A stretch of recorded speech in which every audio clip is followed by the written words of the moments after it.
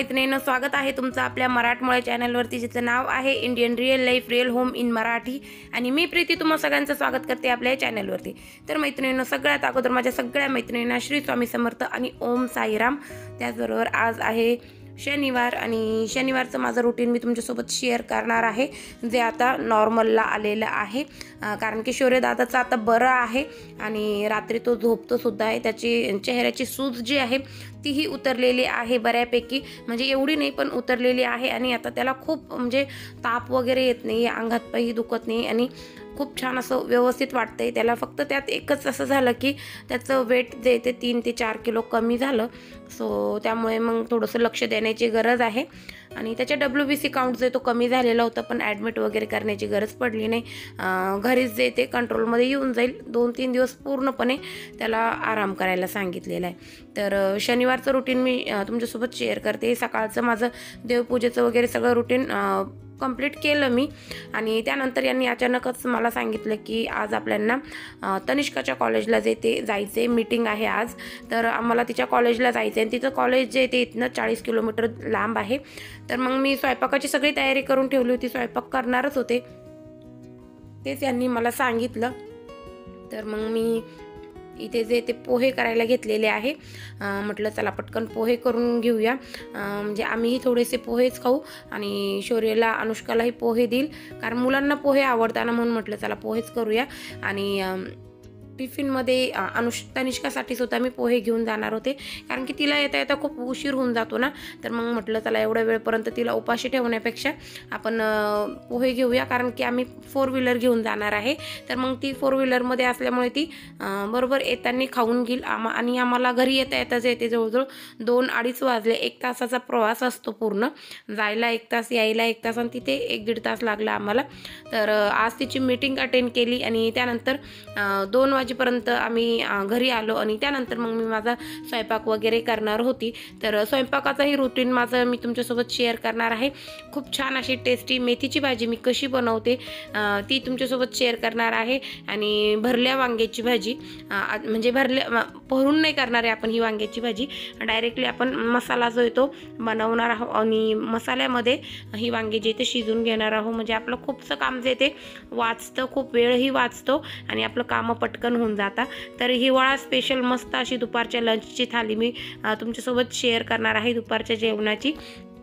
तर व्हिडिओ जो आहे तो एंडपर्यंत बघा. व्हिडिओ बघायला आवडत असतील तर आपल्या चॅनलला जे ते सबस्क्राईब करा. आणि पहिल्यांदाच जर चॅनल बघत असाल तर तुम्ही नक्कीच आपलं चॅनल जे ते सबस्क्राईब करा. आणि आपल्या मित्रपरिवारात आणि नातलगांमध्ये सुद्धा आपल्या चॅनलची लिंक किंवा व्हिडिओज जे ते शेअर करत जा, कारण की अशाच प्रकारचे नवनवीन माहितीपूर्ण व्हिडिओज मी तुमच्यासाठी घेऊन येत असते आपल्या चॅनलवरती. तर बघा, तुमच्यासोबत बोलता बोलता मी इथे पोहे करून घेतले आणि पहिली थाळी बनवलेली आहे. आणि या थाळीवरती जे ते व्हेजिटेबल्स वगैरे टाकून सर्व केलेली आहे. आता मी निघालेली आहे बाहेर आणि खरं सांगते खूप घाई झालेली, त्यामुळे सगळा राडा तसाच ठेवलेला आहे, कारण की मीटिंग अटेंड करायची तनिष्काची कॉलेजची. तर मी स्वयंपाकाची जी ती सगळी तयारी करून ठेवलेली. देवपूजा माझी पहिल्या टप्प्यातली झालेली आहे. तिकडनं आल्यानंतर जाता देवांची आंघोळ वगैरे ही पूजा करणार आहे. तर काय काय तयारी करून ठेवलेली. इथे मेथीची भाजी करणार आहे, थोडीशी रस्सा भाजी.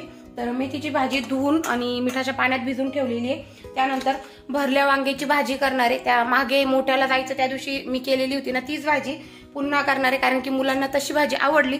तर मग त्यांनी आज येते तशी भाजी करायला सांगितली. आणि जवळजवळ त्या दिवसापासून तर आजपर्यंत असं व्यवस्थित पोळी भाजी अशी काही केली नाही. डाळ भात वगैरे मुलांसाठी चालू आहे.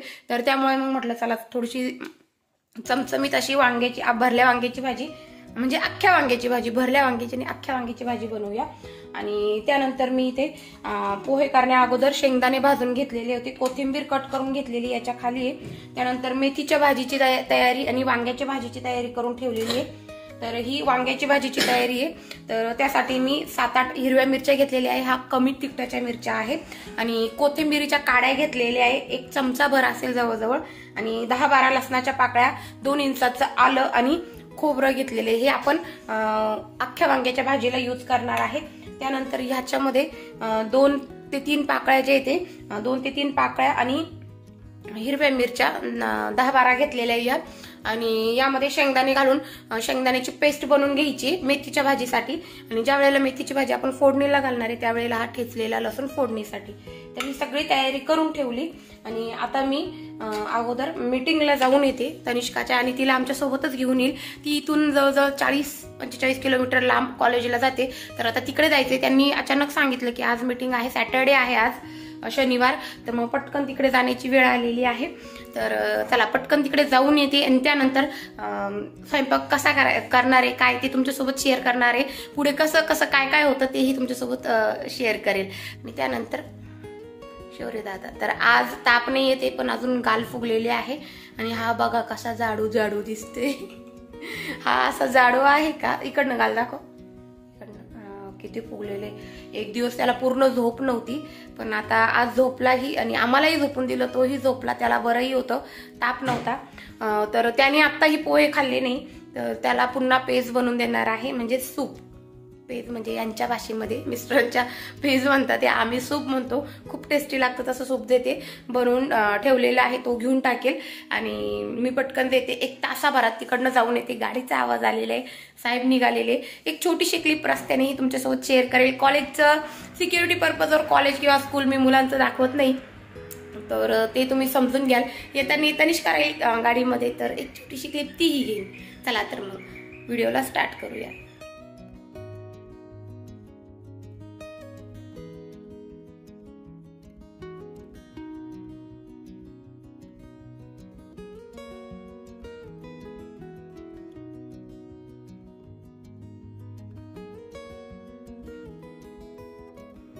तर मैत्रिणींनो, इथे मी तनिष्काच्या कॉलेजमधनं जाऊन आलेले. तिची जी कॉलेजची मीटिंग होती ती अटेंड केली. त्यानंतर आम्ही घरी येता येता आम्हाला जवळजवळ 2:30-3 झाले. आणि त्यानंतर मग घरी आल्यानंतर शौर्य दादाचं बघितलं, ताप वगैरे नव्हता आलेला, व्यवस्थित खेळत होता. आणि आज येते त्यांनी त्याचा होमवर्कही केला आणि टी व्हीही बघत होता. नाही तर 3-4 दिवसापासून तो फक्त झोपलेला असायचा, त्या अजिबात खेळत नव्हता. तर आज खेळतही होता. तर मग मी घरी आले, फ्रेश झाले, ड्रेस चेंज केला आणि आता इथे स्वयंपाकाला लागलेली, कारण की त्यालाही भूक लागलेली होती. फक्त त्याने थोडीशी पेज पिलेली होती आणि त्याचे औषधांची वेळ होऊन गेलेली होती ॲक्च्युली.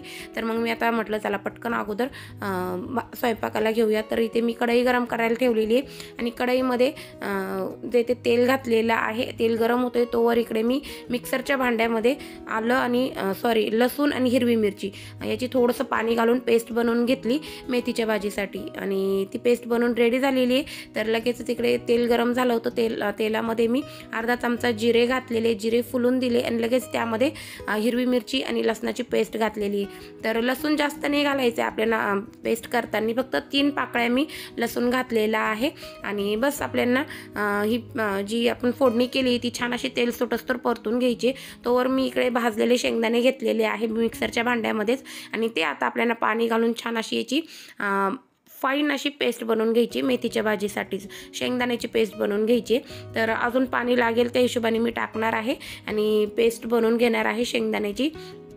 तोवर इकडे माझं मल्टीटास्किंग चालू आहे. दोन्ही बाजूला कढईही लक्ष देते, फोडणीला आपण जी हिरवी मिरची आणि लसूण घातलेल्या तेही बघते आणि मसालाही वाटून घेतला आहे, कारण की आमचं इन्व्हर्टर खराब झालेलं आहे आणि लाईट जे ते अचानक जातात. तर मला पटकन अगोदर भाज्या करून घ्यायच्या होत्या, त्याच्यासाठी लागणारे मसाले जे ते वाटून घ्यायचे होते. तर मी पहिले अगोदर भाज्याच बनवायला घेतलेले आहे. तर मी एका भाजीचा मसाला आता पूर्णपणे वाटून घेतलेला आहे, म्हणजे शेंगदाणे वाटून झालेले आहे माझे.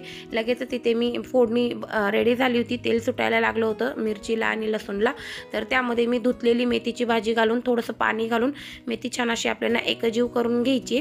आणि यातच आपल्याला मीठ सुद्धा घालायचं आहे चवीनुसार, म्हणजे छान अशी मेथीच्या भाजीमध्ये शिजतानाच आपण मीठ घातलं ना ती मस्त चवदार आणि टेस्टी लागते. आणि तिचा कलरही जसा हिरवा आहे ना तसाच राहतो आणि भाजीचा कलर मस्त हिरवा असा बनून रेडी होतो. तर हिरवी अशी तर्रीची भाजी आपण बनवणार आहोत. लगेचच इथे मी जे प्रेशर कुकरचे जे हँडल असताना ते वरचीवर ढिल्ले होत राहतात, तर ते टाईट त्याचे जे हँडल्स आहे ना ते टाईट करून घेतले आणि प्रेशर कुकर घेतलेला आहे. आणि वांग्याच्या भाजीसाठी आपण जो मसाला बनवणार होतो ना तो मसाला बनवायला घेतलेला आहे या दुसऱ्या मिक्सरच्या भांड्यामध्ये. तर यामध्ये मी खोबरं, आलं, लसूण, कोथिंबीरीच्या काड्या आणि हिरव्या मिरच्या हे घालून याची पाणी घालून पेस्ट बनवून घ्यायची. याची आपल्याला फाईन पेस्ट बनवून घ्यायची आहे. तर वांग्याची भाजी बनवत असताना, अख्खे वांग्याची भाजी बनवत असताना ना बऱ्यापैकी ताईंना मी बघितलेलं आहे की त्या पेस्ट बनवता आणि वांग्यांमध्ये भरून घेता आणि मग करता. तर यामध्ये खूप लॉंग प्रोसिजर आहे, ही लॉंग प्रोसेस वाटते मला ही. तर मी अशा पद्धतीने ही कधी कधी घाई असली ना तर भाजी बनवत राहते. तर डायरेक्टली मसाला फाईन असा वाटून घेतलेला आहे. आणि माझं आता एकीकडे हे दुसरं कामही चालू आहे. तर मी मेथीच्या भाजीमध्ये तुम्हाला सांगितल्याप्रमाणे चवीनुसार मीठ घालून घेतलेलं आहे. प्रेशर कुकर गरम करायला ठेवलेलं होतं, त्यामध्ये तेल घालून घेतलेलं आहे. तेल मी तुम्ही बघत असाल इथे बेतातच घालते. 1 टेबलस्पून तेल घातलेलं आहे. तेल गरम झाल्यावर त्यामध्ये मोहरी घातली, गॅस कमी केला आणि त्यानंतर यामध्ये आपल्याला जिरं घालायचे. तर जिरे घालून घेतले की लगेचच आपण यात हिंग घालून घ्यायचे. वांगं जे ते वातुळ असतं त्यामुळे थोडंसं हिंग आपल्याला चिमूट 2 चिमूट घालायचे वांग्याच्या भाजीला. आणि हिंग घातलं की लगेच त्यामध्ये आपण बनवून घेतलेला मसाला जो येतो तो घालून घ्यायचा आहे. 2 मिनिट छान असा हा मसाला परतून घ्यायचा आहे. यामध्येच आपल्याला कढीपत्तासुद्धा घालून घ्यायचा आहे. अगोदर घातलं तरी चालेल, लेट घातलं तरी चालेल. तर मी ते लेट घातलेला आहे कढीपत्ता. अनुष्काला आणायला सांगितलेला होता, तर तिने कढीपत्ता आणून दिला, तोही घातला आणि सगळे मसाले घालून आपल्याला म्हणजे आपण वाटलेला मसाला घालून हा मसाला आपल्याला 2 मिनिटं छान असा परतून घ्यायचा आहे. आणि त्यानंतर यामध्ये आपल्याला जे बेसिक मसाले आहे ते टाकून घ्यायचे. तर अगोदर हा मसाला जो आहे तो 2 मिनिटं छान असा परतला जाणे खूप गरजेचे आहे, जेणेकरून त्याचा कच्चेपणा रॉनेस आहे ना तो निघून जाईल. तर मसाल्याचा डब्बा आता पुन्हा फिल करावा लागेल, पूर्ण संपत आलेला आहे. तर त्यामध्ये 1 चमचा धना पावडर होती ती घातलेली मी, 1.5 चमचा काश्मीरी लाल मिरची पावडर होती ती घातलेली आहे, अर्धा चमचा कांदा लसूण मसाला घातलेला आहे आणि पाव चमचा घरगुती गरम मसाला घातलेला आहे, कांदा लसूण मिरची. हे मसाले घालून आपल्याला छान असे पुन्हा मिनिटभर तेलावरती परतून घ्यायचे. आणि त्यानंतर यामध्ये थोडंसं पाणी घालून तेल सुटोस्तोर हे मसालेसुद्धा आपल्याला छान असे परतून घ्यायचे. तर तेल सुटोस्तोर परतले ना तर त्याच्यातले जो कच्चेपणा आहे ना मसाल्यांचा किंवा आपण वाटलेला मसाला आहे ना त्या मसाल्याचा पूर्ण कच्चेपणा निघून जातो. आणि हेच साईन असतं, कुठलीही भाजी असो याचं साईनच हे असतं की मसाल्याला जे ते तेल सुटायला लागतं, त्यावेळेला आपली भाजी जी ती परफेक्ट होती. जर आपला मसाला व्यवस्थित भाजला गेला नसेल, तळला गेला नसेल तर आपली भाजी जी तर तिला अजिबात चव येत नाही. तर ही गोष्ट जास्त लक्षात ठेवण्यासारखी आहे स्वयंपाकामध्ये. आणि कधीही असे मसाले तळत असताना आपण गॅसची फ्लेम जी ती एक तर लो ठेवायची, नाहीतर मग मीडियम ठेवायची. तर माझी मल्टीटास्किंग चालू आहे. मेथीची भाजीमध्ये थोडंसं पाणी टाकून घेतलं आणि ती आता शिजवायला ठेवलेली आहे. आपल्याला किती पातळ पाहिजे या हिशोबाने आपण मेथीच्या भाजीमध्ये पाणी घालून घ्यायचे. शेंगदाण्याची पेस्ट घालून, शेंगदाण्याची पेस्ट घातली, पाणी घातलं. आता भाजी तिकडे शिजत राहील तोवर आता हा मसाला रेडी झाला होता, तेल सुटायला लागलं होतं या मसाल्याला. तर यामध्ये मी वांगे जे ते धुवून कट करून घेतलेले, सगळे वांग्याचे काटे काढून घेतलेले, कारण की घरात छोटे मुलं खाणार आहे तर त्या हिशोबाने काटे सगळे काढून घेतलेले आहे. आणि देठही छोटं केले आणि जवळजवळ 4 ते 5 कट आपल्याला वांग्याला लावून घ्यायचे, जेणेकरून किडलेलं वगैरे वांगा असेल तर आपल्याला लगेच समजून येतं. आणि हे वांगे फक्त 1-अर्धा मिनिट आपल्याला मसाल्यामध्ये छान परतून घ्यायचे. त्यानंतर त्यामध्ये चवीनुसार मीठ आणि गूळ घालायचं आहे आणि बस हे छान एकजीव करायचं. आणि यामध्ये आपल्याला गरम पाणी घालायचं वांग्याच्या भाजीमध्ये आणि छान असं एकजीव करून घ्यायचे. आणि कमी गॅसवर किंवा मीडियम गॅसवर आपल्याला हे वांगे जे ते झाकण ठेवून शिजून घ्यायचे. यामध्येच मी कोथिंबीरही घातली होती फोडणी घालत असताना, तर कोथिंबीरसुद्धा आपल्याला घालून घ्यायची. आणि आता वांगेही एक साईड शिजत राहील तोवर मेथीची भाजीही शिजते. आता मी ही दोन्ही भाज्या शिजस्तोवर जे आहे ना तर किचनवरचा पूर्ण राहाडा आवरून घेईन. तर ही माझी सवयच आहे. आता तुम्हाला माहितीच आहे, ब्लॉग आपले पहिल्यापासून ज्या ताई बघतात त्यांना माहितीच आहे की किचनवरती राहाडा बराचसा आवडत नाही. तर तो सगळा राहाडा आवरून घेतला आणि भांडे अजून ठेवलेले, कारण की मला पीठ मळायचे. तर आजच्या बघा डिमांड कशा आहे, एवढी घाई झालेली तरी कोणीही समजून घेतलं नाही. शौर्याला तर चपाती पाहिजे, त्याचं नो डाऊट त्याला चपातीच लागते आणि बेलाला सुद्धा लागते. तर बेला आणि शौर्यासाठी चपातीचं पीठ मळलेले म्हणजे चपात्या बनवणार आहे. आणि ह्यांना आणि तनिष्काला बाजरीची भाकरी खायची आणि मी आणि अनुष्का आम्ही ज्वारीची भाकरी खाणारी. मला तर अजिबात बाजरीची भाकरी जी ती सहन होत नाही, पोट दुखतं माझं त्यामुळे. तर मी कधीमधी अर्धीशी खाल्ली तर खाते, नाही तर बऱ्यापैकी मी बाजरीची भाकरी खात नाही. आवडते खूप, पण त्रास होतो मला, ॲसिडिटी होते, जड जाते पचायला बाजरीची भाकरी, त्यामुळे मी बाजरीची भाकरी खात नाही.